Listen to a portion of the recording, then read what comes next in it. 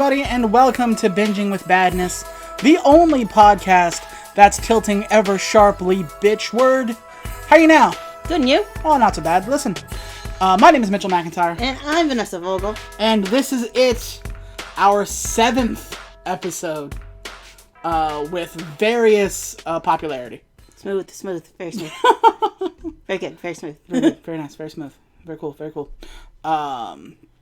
So yeah, we are going to be taking a look at Sunday's Hallmark regular Hallmark movie. The 12 Dates of Christmas. On the 12 Dates of Christmas. I should say that specifically because there's another show or another movie called 12 Dates of Christmas. I think it's a freeform movie. It stars Mark-Paul Gosselaar. We're not talking about that one. We're not talking about that one. We're talking about the one that was on last night that stars Mallory Jensen and Tyler Hines. Two co-workers vying for the same promotion are tasked to create a 12 Days of Christmas scavenger hunt in order to promote the premier new hotel. That's the one we're looking at. I think, beyond a shadow of a doubt, this is the least interesting movie so far. You think so? I do. Is this the 4? Or the 3? Well, we'll find out as we talk about it. Yes. Because sometimes I don't know my rating until, we're done. True. But who's in this thing? I already explained it. It was Tyler Hines, Mallory Jensen. Yeah, but, who directed? Aren't you listening? I am listening. But, is there any other names? Who's the director? Where did he come from? The director was Gary Yates. I'll get into his rundown. But this one is kind of a little bit special because this is the first time we have ever seen a Hallmark movie, with two of the leads that we already knew.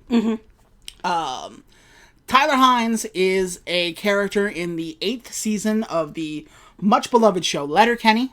He plays Dirks. Katie's shitty boyfriend. Katie's boyfriend, who last time we saw was about to get his ass handed to him by about 500 people. Yeah, 5,000 people in Letterkenny, and they were all coming for his ass. This is true. And Mallory Jensen, who was in an amazing show back in the early 2010s. Has it been that long? I think it has, called Gallivant. It was a musical. It was on ABC. It was written by Alan Menken, and it was brilliant. And you didn't watch it, so we don't deserve it. And we didn't get a 3rd season. And we didn't get a 3rd season, but somehow we got a 2nd season, and damn it, I'm okay with that. Yeah, suck it, cancellation bear. Literally one of my favorite shows. It's only 16 episodes between 2 seasons. That's not the movie we're talking about today, but I want you to go see it. She plays the evil queen. Named Madalena.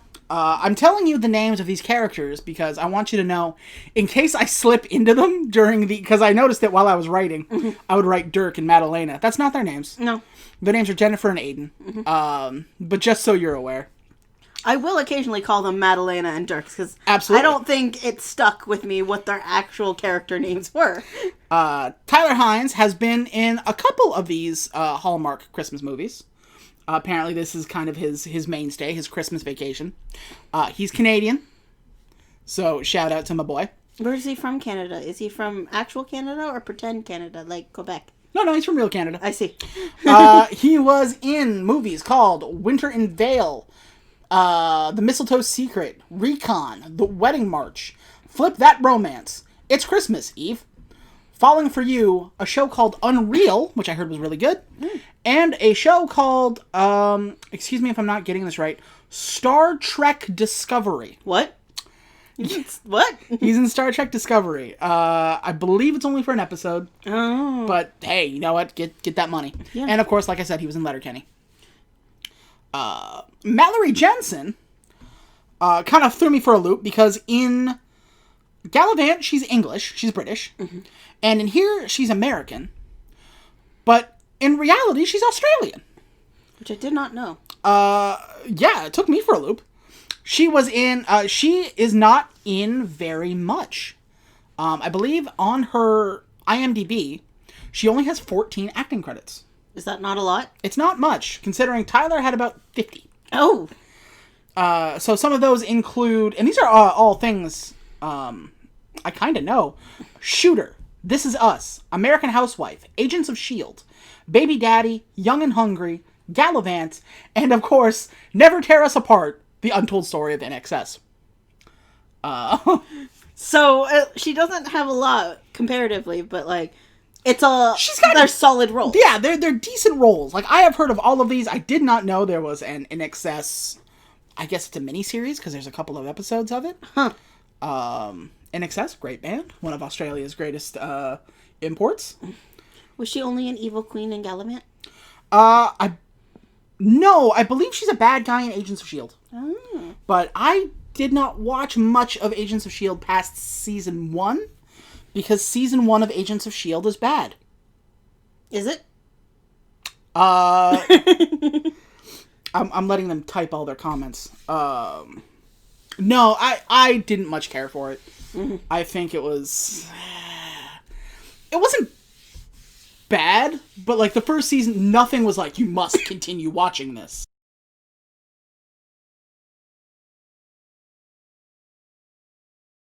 But yeah, so that is kind of where we're at now. I also find it's funny when I do these like rundowns. They'll just be like, show you know, show you know, show you know. And then something you've never heard of in a million years. You gotta pay rent sometime. Or just like Christmas movie, Christmas movie, Christmas movie, Christmas movie, Christmas movie, American Psycho. Whoa. Our director is by the name of Gary Yates. He has done this a tad. Christmas by Starlight, On the 12th Date of Christmas, Sweet Autumn, A Christmas Love Song, Merry and Bright, My One and Only, Easter Under Wraps, Combo Breaker. One Winter Proposal. So, we are in good hands, you would think. But again, wow, was this movie boring. Okay, but like, were these all Hallmark movies, or were this just like... They were all TV movies. TV movies and Hallmark movies. Okay. I was just wondering if just like he did one for Hulu, he did one for Netflix. They like shopped him out to kind of like... As far as I know, they're all Hallmark-style, Lifetime kind of movies. So Hallmark wanted this. This is what they wanted. This was their idea. Okay. I imagine he's in the bullpen, you know? I see. But yeah, so this movie is also kind of chocked full of the cliches that you'd want. We get them all in one bomb. Yeah. Because in one scene alone, we have, and this is 100% true, a deployed husband, a struggling school music program, an ailing father, and a soon-to-be-condemned house. Yeah! All 4 of those in one scene, and I believe they're all Aiden's storyline. That's true. So basically, they're both going for this promotion to be head games master. Speaking as a game master myself, it's not that hard. Okay, but we should back up. Their company are professional scavenger hunt professionals. Who does that? Who thinks, we should shop our scavenger hunt out to professionals?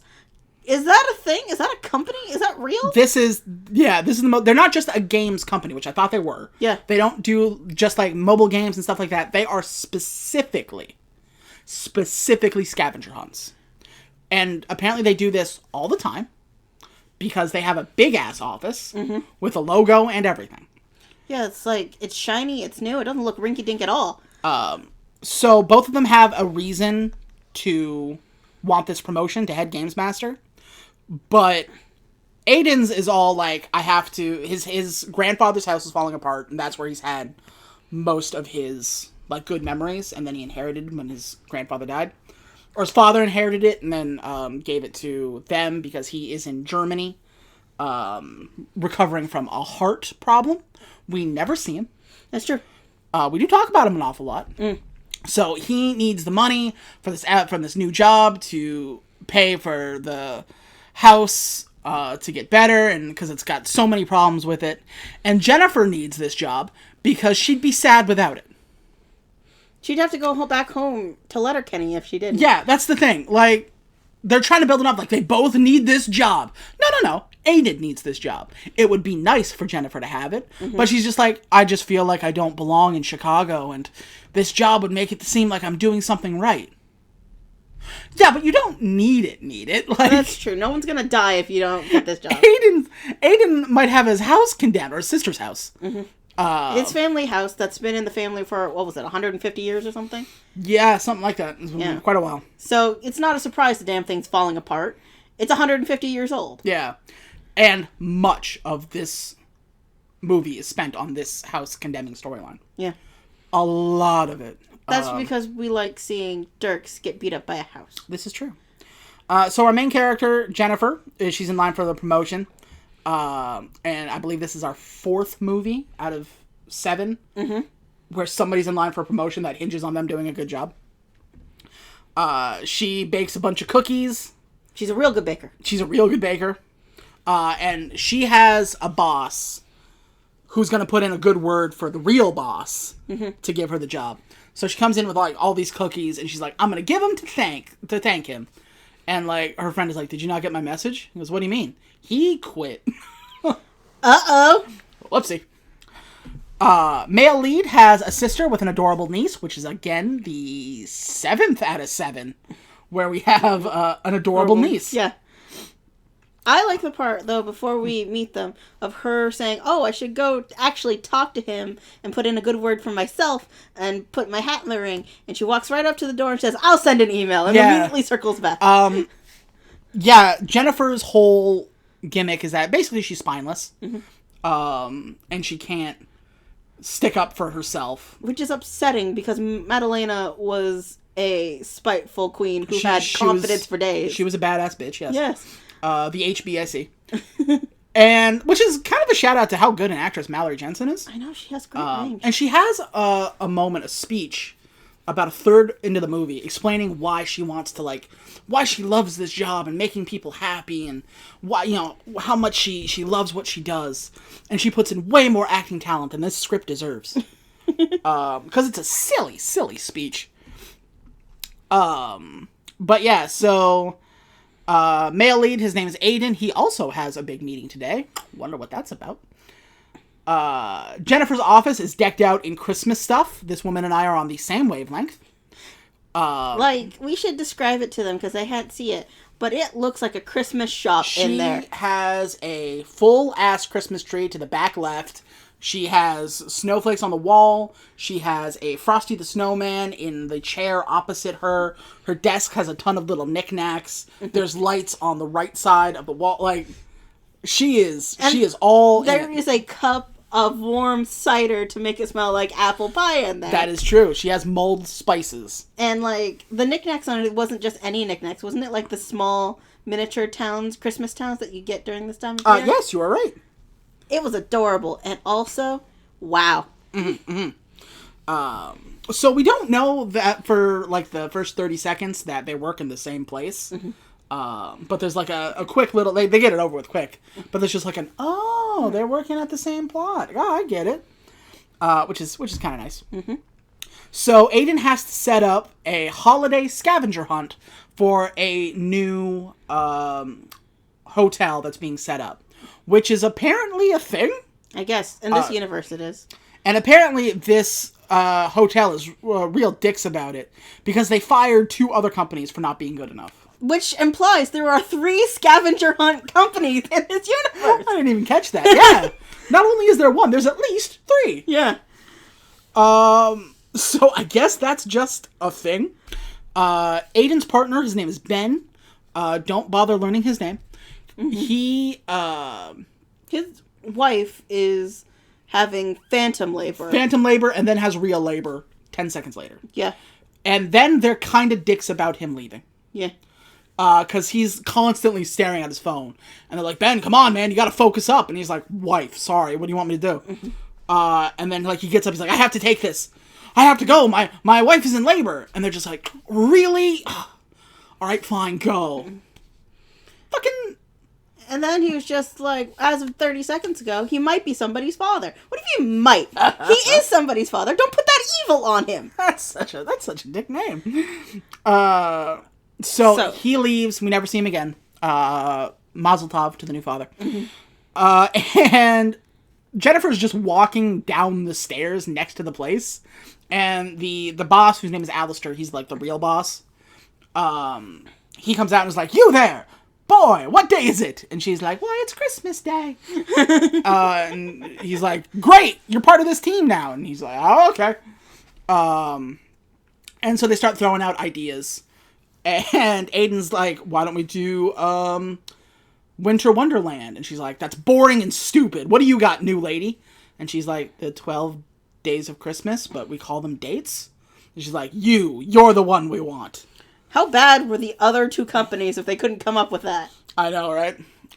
Immediately, Aiden is all like, rumble mumble, I work alone. Lone wolf. Lone wolf.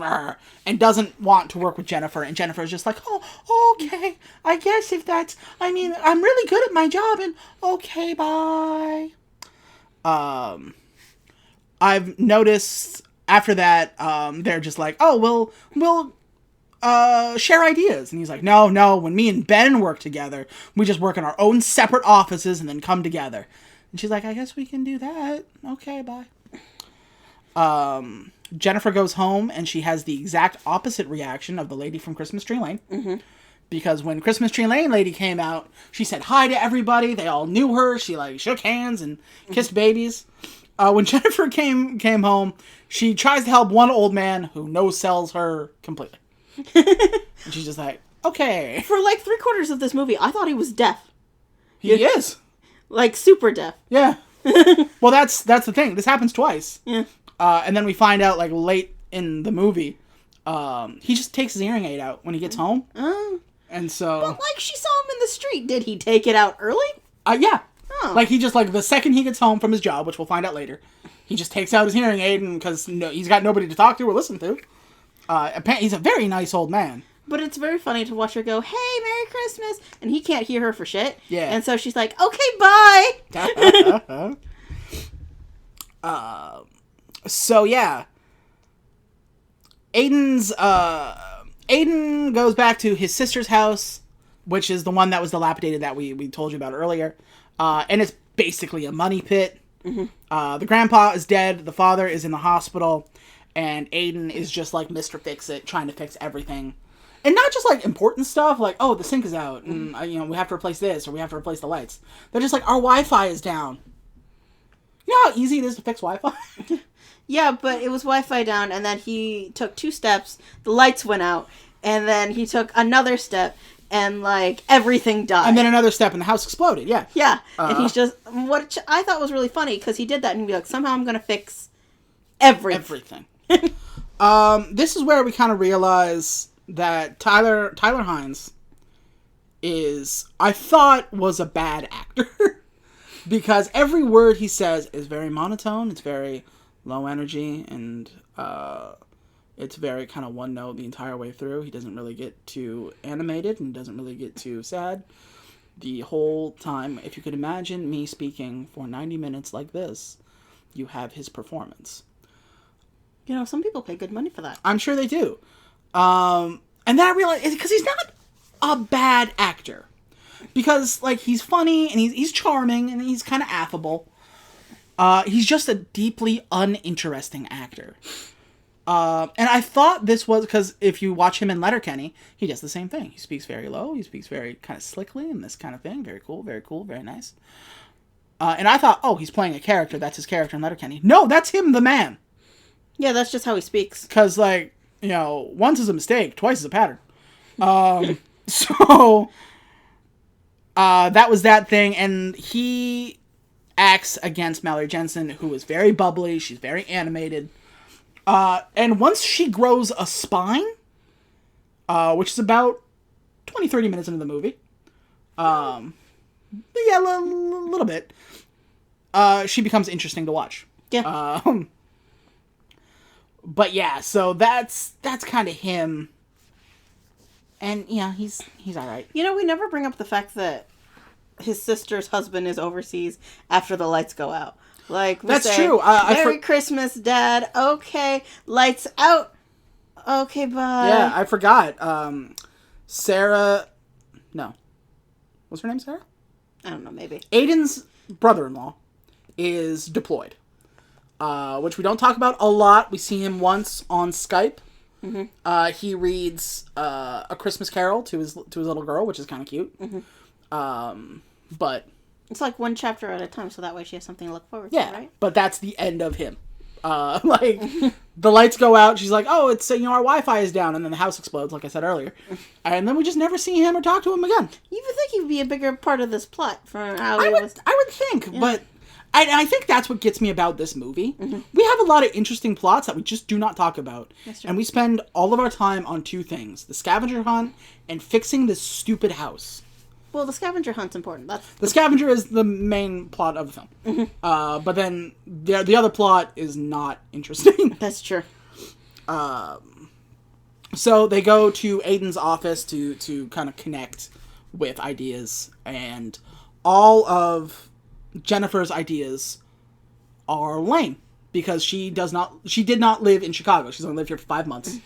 And so she's like, oh, we can go to this place. And he's like, that closed 5 months ago. It's like, oh, we can go to this place. Yeah, that place is also closed. What about this thing? It's been sold out for weeks. Yeah. It's like, oh, we can go to this show. Nope, sold out. And it has been since September. So Aiden obviously has this connection with Chicago, and Jennifer's just trying to make a small town girl proud. Also, Aiden's office is got nothing. It's got no decorations whatsoever. Complete and utter contrast. It doesn't even have another chair. Even though he told her to take a seat. How big of a dick move is that? Which was kind of funny, because she grabbed, like, a small table. And just kind of pulled it over. I will say, those little moments, he's very funny. Because, like, he no-sells these kind of, like, ridiculous things. He's just like, go ahead, have a seat. And there's just no chair there. That's when I realized he's not a bad actor. He's just a deeply uninteresting one. He's like Kevin Costner. So they are just like, okay, well, we have a couple of ideas, but all my ideas are bad. And he's like, I guess I'll figure this all out myself. I work better alone. She's just like, okay, be a dick about it. And they're like, hey, we have 5 hours to think of ideas because she wants to know them now. Instead of in, like, 2 days, like we agreed. What a whore of a client. But, yeah, basically. Right? But Jennifer talks too much. And Dirk has nothing, or, Aiden has nothing to work off of. Dicks. So she doesn't really get how the city works. Even though she's been here for like 2 years. I thought it was only 5 months. No, she said she's been here for a year and a half. Oh, excuse me. She just doesn't get out often, I guess. And he's just like, fine then, I'll do this all myself. I'll just figure it out because I'm blah, blah, blah. And she's like, I can help. And he goes, no, you can't. And she's like, then teach me how to do the job. And he's just like, I suppose I am pretty great. Master manipulator she is. True that. And then so he tells her his ideas, and they're all supposed to be dates. 12 dates of Christmas, you get it. But none of his are romantic whatsoever. Yeah, it's like share an onion ring at, like, what was Portillo's. Portillo's. And it's just like, yeah, onion breath. That makes a great date. And she's like, well, why don't we do this instead? Like, there's a problem here, there's a problem here. It's like, why don't we figure this out? And she comes up with a good idea. And he's like, well, how come the ideas you came up with during the pitch meeting and with me are so good, and the ones that you did alone, and she's like, are so bad? And he's like, I didn't say it, but you did. She's like, I work better when I cooperate with people. Which we see that little scene in the commercial a lot, but it was cut together with him being like, I work alone, and I work better when I cooperate. That's not how it went in the actual movie. Those two lines are very far apart in the movie. Yeah. I understand Jennifer's trying to work with him, but, like, how long until you tell him to fuck himself? Like, I think when he grabbed the whiteboard and was just like, I do better alone, be like, well, fuck you fucking too. deal with it then, man. I don't need this shit. She seems to like my ideas more, so... Yeah, I'll come up with my ideas. But then again, she's bad coming up with ideas herself. Well, then you grab the secretary and you bounce him off of her. She clearly is friends with everyone but Dirks. Yeah, Dirks. So they go to the hotel that they're working for. Super nice hotel. Christmas trees everywhere. It might be the hotel from Chateau Christmas. We don't know. It might be. And then the client calls Jennifer instead of Dirk. And he's just like, oh, the client's calling you? And she's like, yeah, what up, bitch? But she's a ball of sunshine about it. It was actually quite adorable. Yeah. And he's like, oh, I made you cookies. And he's like, I don't eat cookies. I'm gluten-free, I guess. And she's just like, take the damn cookie. And he's like, fine. Yeah. And then he has a moment where she just, like, dresses down what a douchebag he is. And then he's like, oh, this cookie's very good. And he's like, that's the nicest thing you've ever said to me. And he goes, is it really? He goes, yeah. He goes, wow, I'm sorry, I'm a dick. So there was that, okay, that's a nice kind of moment where he's like, oh, you know what? It won't be like this the whole movie. And it's not. So they walk into the ballroom of the hotel where they have this gigantic tree, which Aiden correctly identifies as a blue spruce. Is that a real type of tree? Yes. Oh. And Madeleine is just like, how the hell did you know that? And he tells her a story about his childhood where they would go to this tree farm and they would always cut down a tree together, and it's just a really nice moment. All of his good moments are around Christmas and around Chicago. They go up. This is the one kind of funny line I have written down, because I like to write down the lines that amuse me. They go into this one room, and there's just, like, big lantern full of Christmas baubles. And he goes, I've done it. I've finally done it. The one thing you don't have in your office. And she goes, well, now you know what to get me for Christmas. And then she was just like, I found the thing that you would love. A quiet place where you won't have to stare at other people. Yeah. Aiden drops the biggest, most unsubtle I'm single hint I've ever heard of. Because they're in this room, and he's like, you know, when I was young, I would always look at this hotel, and I said, one day I'm going to bring my girlfriend there. Not that I have a girlfriend. I don't have a girlfriend. It's just, I was going to bring one here. I don't have one, though. I don't have one, though. Which is just the most blanking, but she doesn't pick up on it. She has to have a friend point it out to her later. That's true. Like, he was putting that shit on blast, and she did not pick up. Mm-hmm. They have a lunch at the hotel, and they set it up as this, like, romantic thing, so obviously it's all awkward. Yeah, instead of sitting next to each other and face the client, they sit across from each other and have the client sit on one of the thing. Which is not how business meetings work. You guys sit on one end, the client sits on the other, and then you both talk at the client. There is another thing I thought was funny, is they're just like, oh, we have it set up as a romantic thing. And they're just like, oh no, we're not together, we're not a couple, no, we're just workers, we're just here for the client, we're not workers, we're just working, we're just here to eat the client. Which I thought was funny. Jennifer moved here because she is from Iowa, and Iowa sucks for these kinds of jobs. And she enjoys jobs where she gets to make people happy and have fun. And that's why she wants the head game master's job, because then she gets to run this joint. They eat cranberry brie tartlets. That's not important to the story. It just sounds good. Yeah, we should make that. I could probably make that. I was going to say, this is the second time we've seen cranberry in 2 movies. Well, cranberry is a very Christmassy flavor, it is. Right? It's synonymous with the holidays. Fun fact, if you look at our last movie, which was Cranberry Christmas, in the description, I put all of our movies and the scores we give them. Yeah.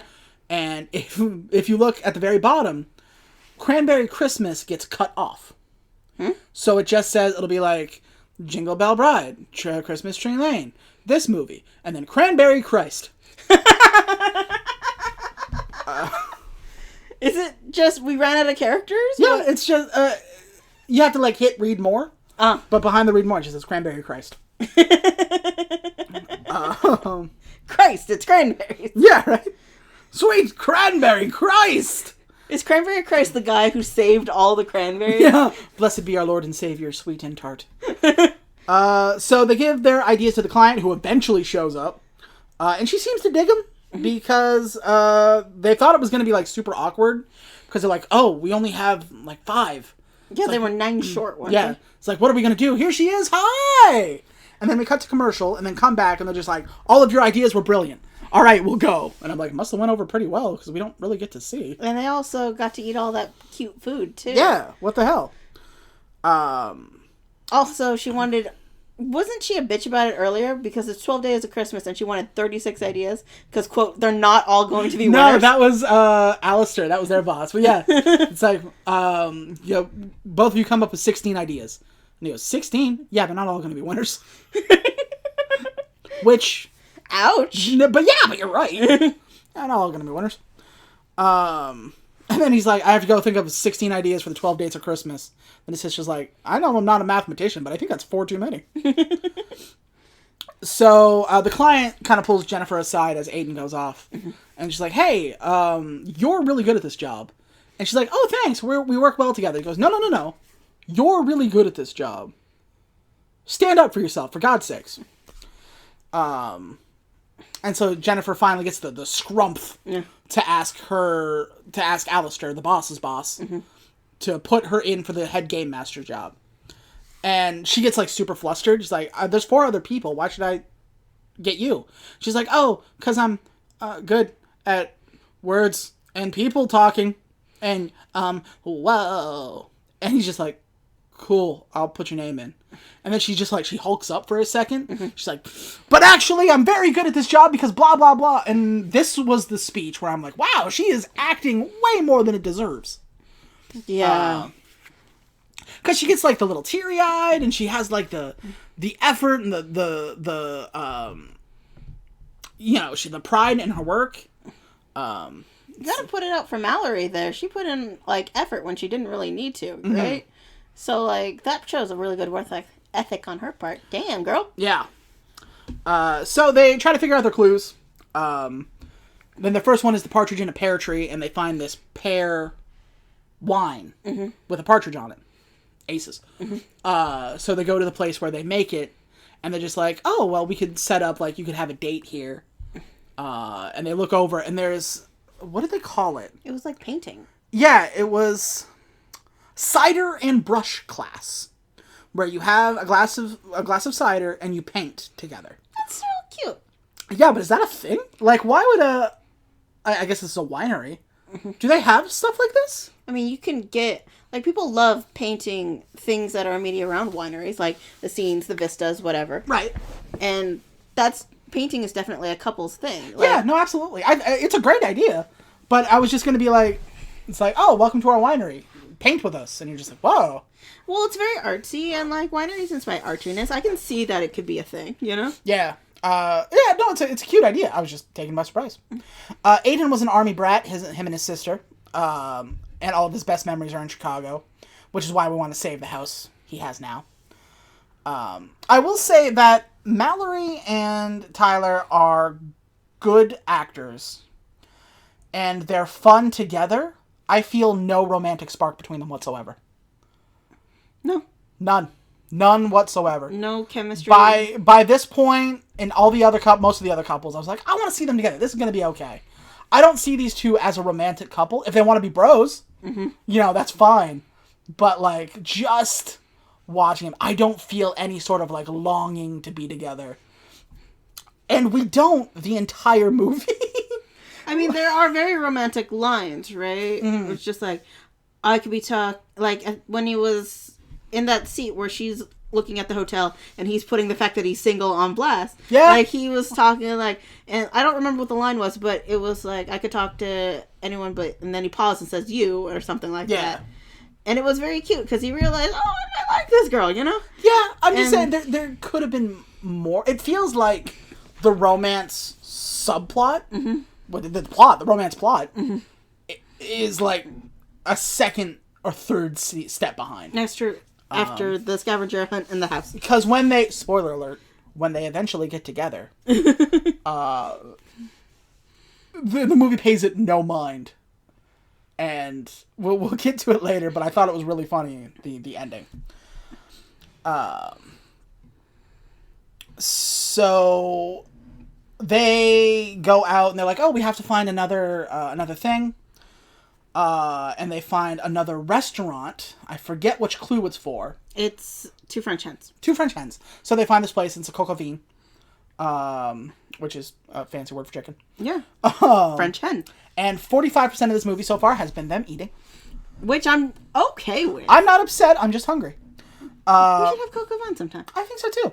So the idea was this place does a French cooking class, and you can set up like a cooking class date. Cute. And they're like, do we have something easier than a coq au vin? And they're like, yeah, we have a bûche de Noël.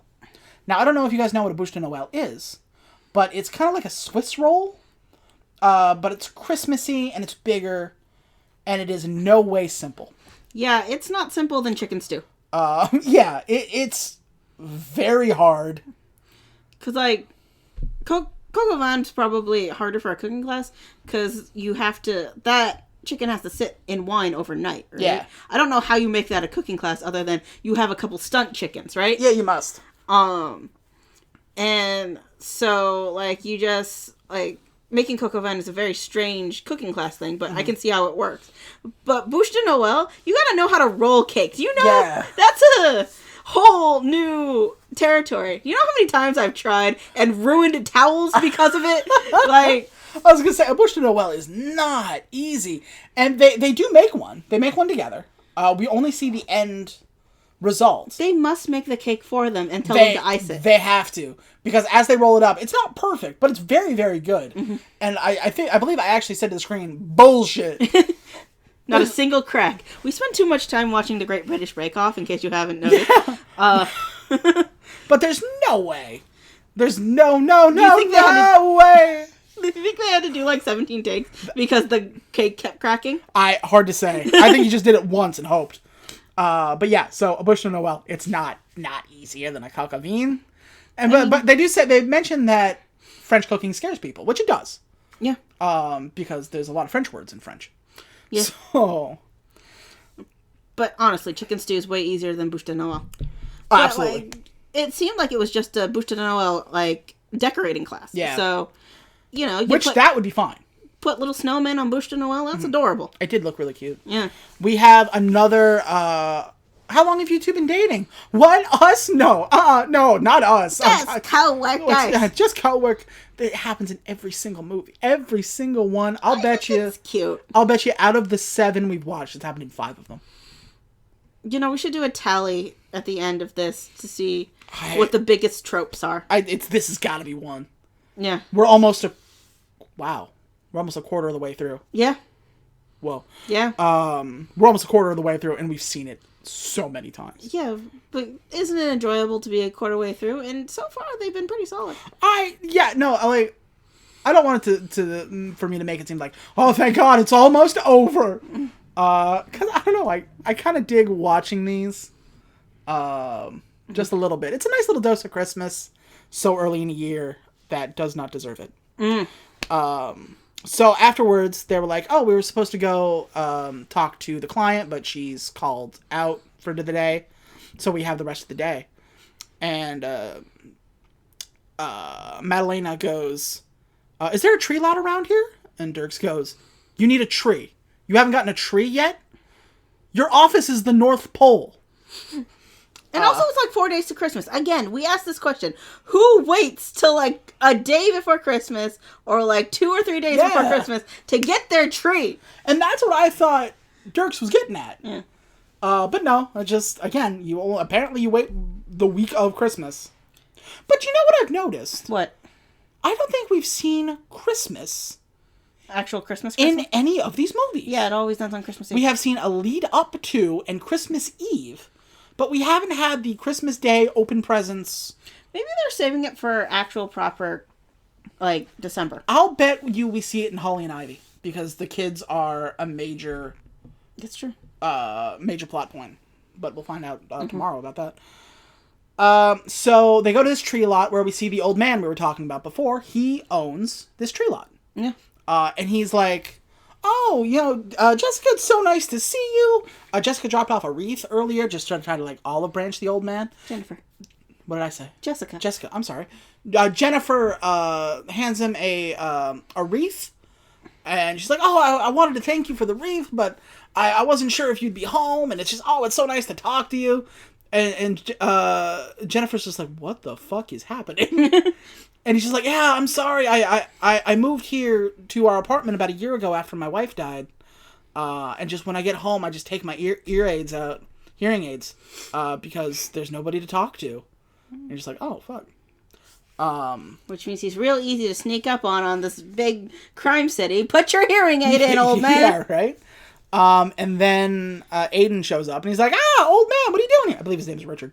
It's like, oh, good to see you. And Jennifer's like, how do you know him? Because I told you, I've been coming to this tree lot for a long time. We've been talking for years. So, that's that little subplot's taken care of. But that was a nice little plot cul-de-sac. Not important, but nice little plot cul-de-sac that kind of goes away. So Aiden helps Jennifer pick out a tree. She gets the same tree we talked about earlier in the film. Mm-hmm. That was kind of nice. And then Aiden is like, oh, I have to go skating with my family. And she's like, oh, all right, well, have fun. He goes, do you want to come with us? And she's like, oh, for inspiration, right? And he's like, sure, whatever. Whatever. Yeah, he has no charisma as a character, I guess. Yeah, what's that thing you call he's uninteresting. Like, what's the word for when guys are super smooth at hitting on girls? Like, I know there's a word, but I don't know what it is. Whatever that word is, don't got it. Yeah. Yeah, and that's the thing. There is a line where Jennifer talks about how she used to go skating all the time and she could do an axel. Mm-hmm. And then on the ice, Aiden kind of forces her to do one because he wants to see it. Mm-hmm. And then teaches the little niece how to do it. And he goes, that's it. You know you've usurped me as the funkle, right? I am no longer the fun uncle thanks to you. And again, he's just... There's a little bit of charisma there. It's almost interesting, but he's just... He doesn't put any oomph into his lines. That's true. I don't know what it is, but it's strange. This is where he tells her afterwards that he too is going for the Game Master's position. He's like, I probably should have told you earlier, but we're fighting for the same thing. Yeah, he kind of feels bad because he likes this girl, and he's like, oh, now I feel bad. Yeah. You know? They give their final presentation to the client, who loves it. She wants to introduce them to the owner of the hotel and take this thing international, which is a huge boon to the company. Mm-hmm. Aiden invites Jennifer to lunch, but Alistair brings him into his office. And he's like, I want to talk to you about the promotion. And Aiden goes, hey, sorry to Jennifer. He's like, I'm sorry. I can't go to lunch. Alistair wants me in his office. And she's like, to talk about the promotion? And he's like, yeah. She's like, oh, well, that's fine. Congratulations. And he's like, and she takes it well. Like, she takes it on the chin. Mm-hmm. But she's still sad. Yeah, she's obviously bummed out about it, which she would be. She's going to work through her sad. Yeah. Aiden goes up to the boss's office, and he's like, oh, Aiden, welcome. And he goes, before you say anything, Jennifer did most of the work. I think she's brilliant about it. If you're gonna pick it if it's between me and her, pick her. And Aiden goes, interesting. So I made the right choice then. And he goes, pardon me. Yeah, remember how Tony GTFO'd? Yeah, he goes, remember the guy who quit at the beginning of the movie? Do you want his job? And he's like, I do. Yeah, I'm getting Jennifer the Game Master position. You take his job. It's the exact same pay, so don't worry about it. And he goes, you really like Jennifer? And he goes, yeah. He goes, I'm surprised to hear you say that. And Aiden goes, yeah, me too. And so they kind of swear Aiden to secrecy. And he's like, oh, I should text her about it and tell her right now. He goes, no, we'll tell her at the launch of the scavenger hunt. And she's like, oh, but let's tell her now because she already kind of thinks I took it from her. Her office is like right there. Let's go. Let's do this. And the implication was if she doesn't get this job, she's going to move back home. And so he's kind of like, it's not expressly stated, which is probably why there's no tension whatsoever. Mm-hmm. But that's kind of what he's worried about. And so he goes back to Jennifer's apartment or office, but she's gone for the day. I kind of like Alistair's like, who's the boss? Is it you? No, it's me. No, it's me. And like, I would have kicked him in the shin. No. That's such a dick thing to say to somebody. I know. Because he's like, oh, we'll tell her right now. I think it'd be good to tell her that right now. He goes, oh, sure, we'll do that. He goes, really? He goes, oh, wait a minute. Who's the boss? Is it you? Oh, no, wait, it's me. Shut the fuck up, Alistair. Well, he said it would be a nice moment at the launch, and it was. It but was, also... yeah. I'm just saying, don't break your arm jerking yourself off. You could have sent her a text, be like, we need to talk at party tomorrow. Yeah. Please show up. I have important news. He doesn't, much import. He doesn't text her about it at all. He's just like, hey, so do you want to do the launch tomorrow? We can do the scavenger hunt together. She's like, no. Her grandma shows up to give her, like, sage advice. And, like, a handmade ornament. And a handmade ornament. That's a subplot of the film, but we didn't talk about it because it's not interesting. Yeah, she was gonna move back for Grandma, but Grandma came to her, so Aces. fuck it. And she's like, yeah, my grandma's here, so I have to do it all online. And she's like, oh, okay. You're gonna show up to the thing, right? Like, she's not here to take you back to Iowa, right? She's like, I don't think so. I'm like, good. Come to the party. I'll see you at the party. Okay, bye. So Jennifer's grandma shows up to surprise her. She's lonely, and so she calls up her her neighbor, the one with the hearing aid, to come over because he's lonely. I thought they were gonna get those two like together, which I think was the point, but we never see an ending to that. They just watch It's a Wonderful Life together. Yeah, but they seem to be hitting it off, right? Yeah, that's the implication. So the scavenger hunt launches. Aiden and his niece go to participate. Jennifer participates in it remotely with her grandma. They look at pictures of each other because you do the task. You take a picture of it, and then you post it to like the app, the website. So they look at each other doing the tasks, but they don't like interact at all. I guess it goes over well because it was all leading to the hotel. The 12th clue was like at the hotel and this big like party that everybody could come to. Everybody was dressed formally, which is weird because they were all out doing a scavenger hunt in the middle of December in Chicago. Shouldn't there be like 17 feet of snow? There should be. And I guess it went over well because there was quite a few people there. So the client goes up on stage and is like, you did it! Way to go! Solving puzzles and whatnot. Shout out to the two people who helped us. And, Aiden and Jennifer get an applause break. And they're just like, they did great! Good job, them! And so they break away. And Jennifer's grandma's like, oh, congratulations on doing everything here.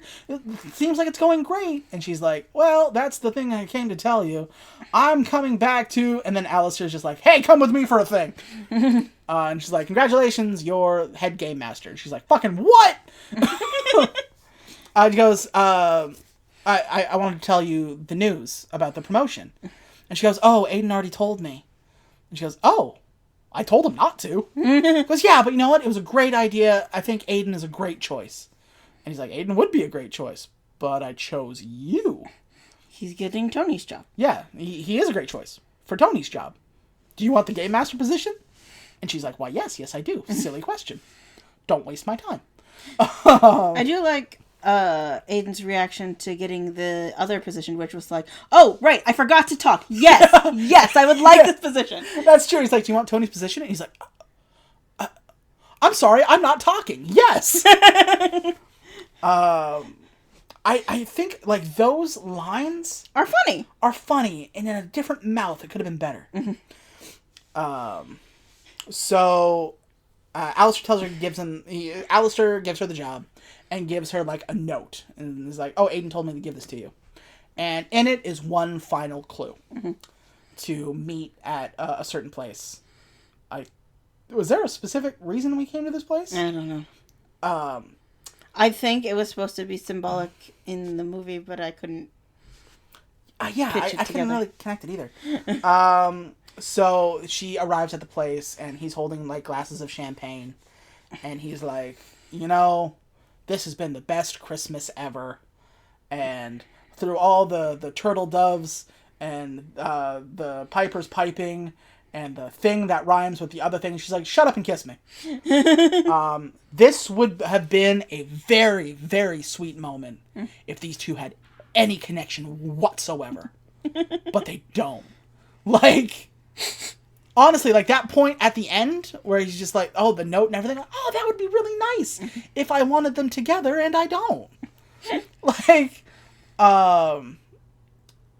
and then she's like, they kiss and they're like, Merry Christmas, and they're like, Merry Christmas. And that's the end of the movie.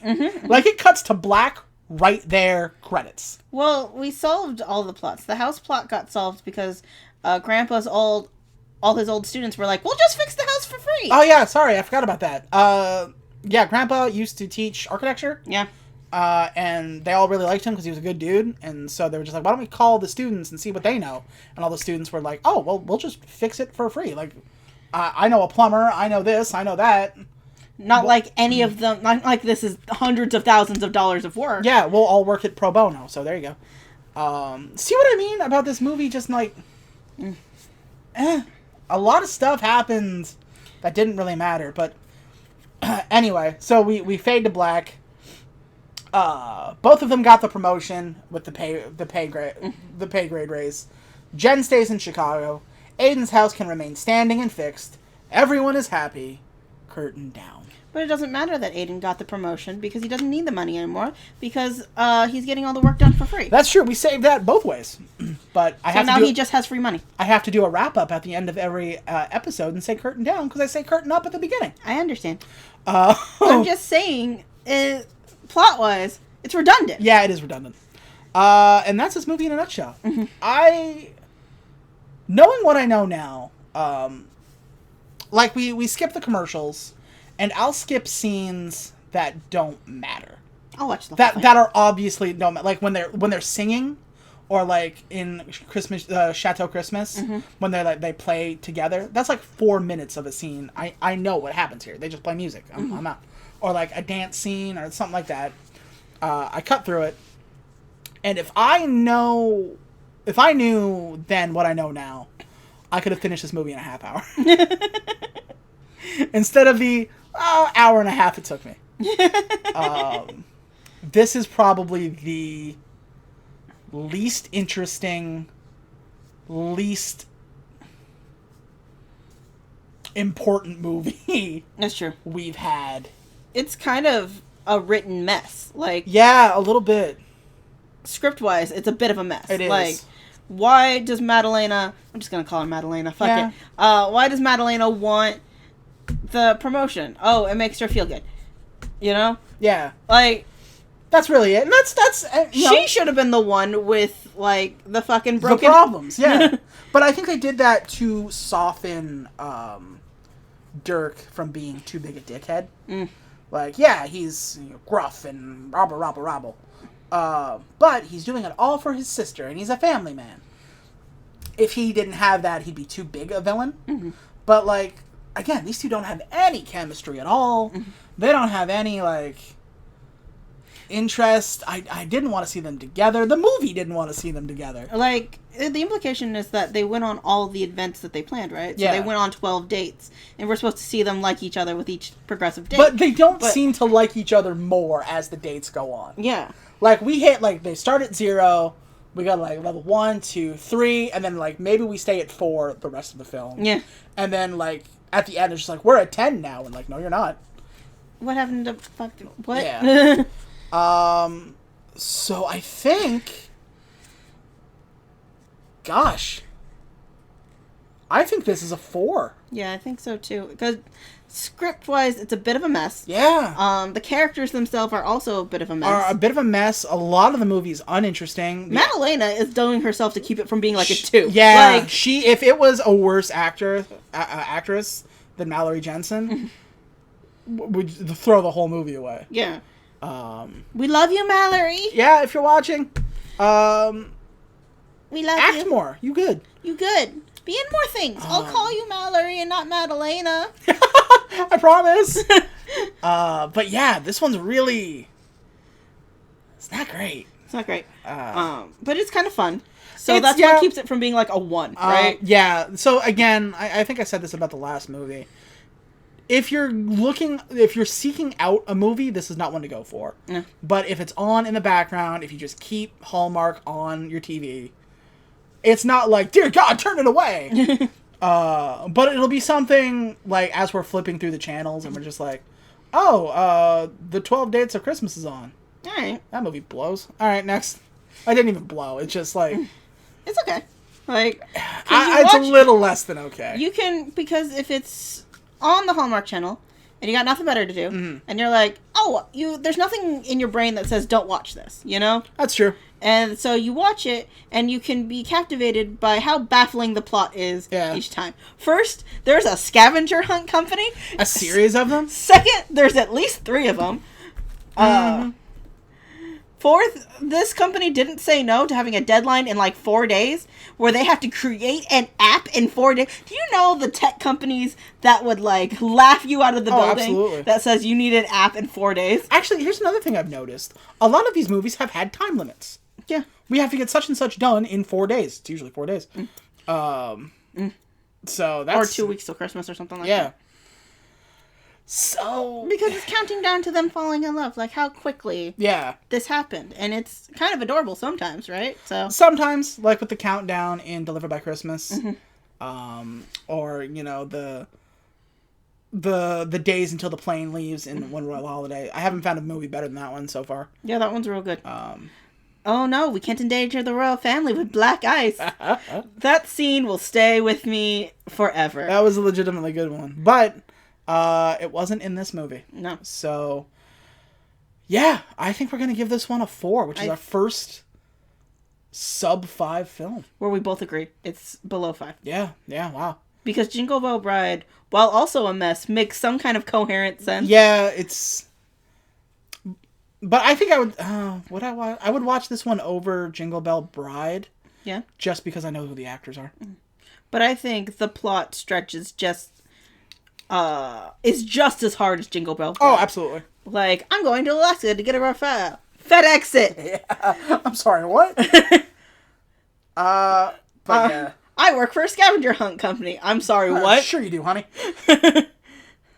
And I make a living in Chicago doing it. Chicago. Bullshit. Really. Nobody makes a living in Chicago. If I said, pizza and mascots, would you believe me? Yeah. It's like, why did you move to Chicago? She's like, if I said pizza and sports teams, is that a good enough reason? He goes, they are great reasons, but no. Which is, like, it has great lines that I'll add to my lexicon, right? Yeah.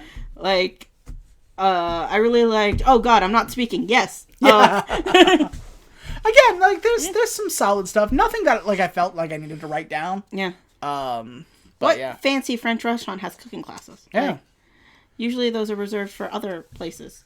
That's true. But I guess this one, you know, it worked for the plot. It worked for the plot. So the plot had to stretch quite a bit for this whole idea to work. Absolutely.